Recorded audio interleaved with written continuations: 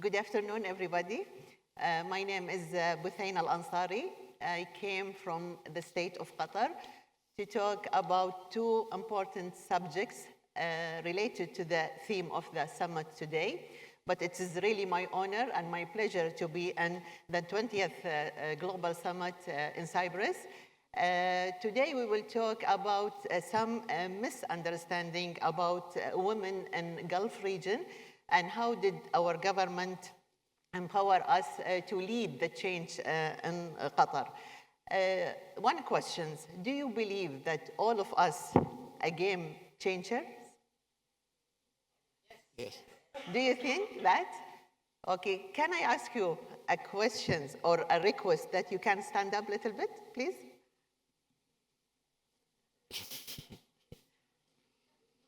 Yes. Can you please shake your hands? Yes, the friend beside you, can you shake her hand or his hand? Yes, yes, this is what we are aiming for. Peace generators. We want to develop the change in the world. We want to develop the peace in the world.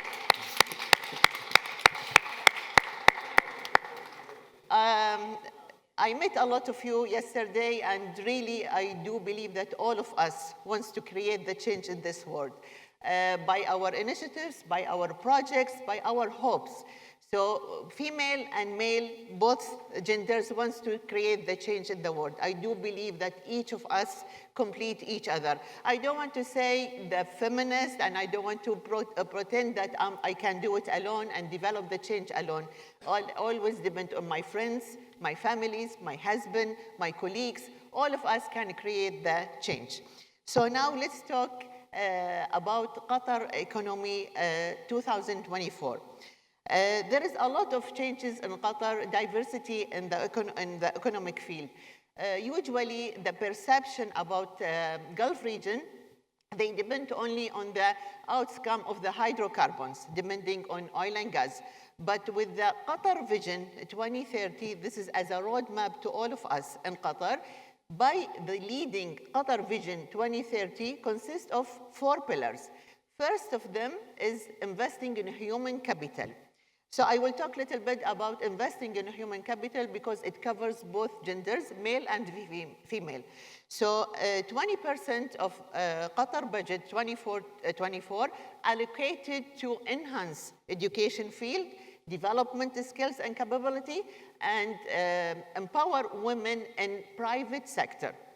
Because there is a misunderstanding about how can private sector enhance the inventing and enhancing the economic wheels in Qatar. So we don't want to depend only on the revenue that comes from oil and gas, hydrocarbons domain. So there is a lot of a way of thinking and a massive change in the way of thinking that we have to enhance our education, health sector, technology. All of these pillars can enhance the diversity and economy in Qatar. So what we need to allocate a lot of money, invest a lot of money in education sector as well as in the health sector. We can see from let's say, the objective of the economy, we have the geopolitics, economy, and innovation. So the geopolitics, I will be far from it because this is not my field. I will talk about the economy as well as innovation. So just a small numbers that I want to present today. 37% of the workforce in Qatar allocated for the women. And 65% graduates are female from different universities in Qatar. 30% of leadership positions are held by women in Qatar. 50% of board membership that listed in stock market are held by female in Qatar. By these numbers, we can see the massive change of how the state of Qatar empower women in different sectors.